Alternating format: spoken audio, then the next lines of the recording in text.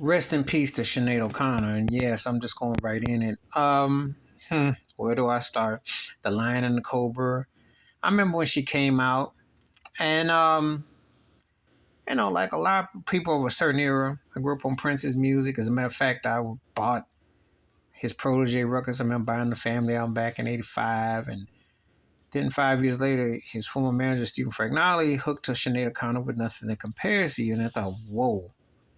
And at that time, a woman covering a Prince song, because Sheena Easton had big, but that usually could have been like the kiss of death. You didn't expect big chart success, especially on a melancholy song, because at that time, Prince's stuff was pretty suggestive. So anyway, Sinead O'Connor covers it, and she becomes like a household name and gives it such a haunting tone.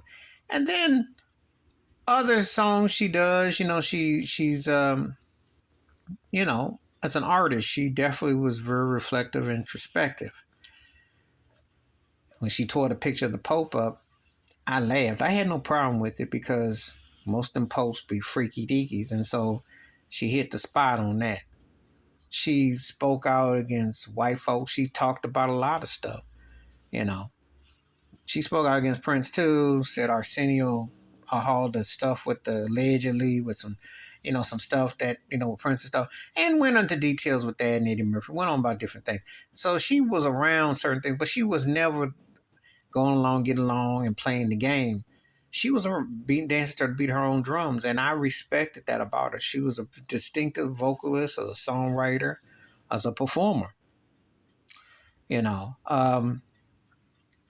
lost her son to suicide a year ago, and that it's always tough when you lose your children first, and so that's a big thing right there. She was her own person, which is rare. And you think about the 90s, she's one of the most polarizing figures. And the 90s is probably the last year where you had polarizing figures, not only with their music, but what they would say.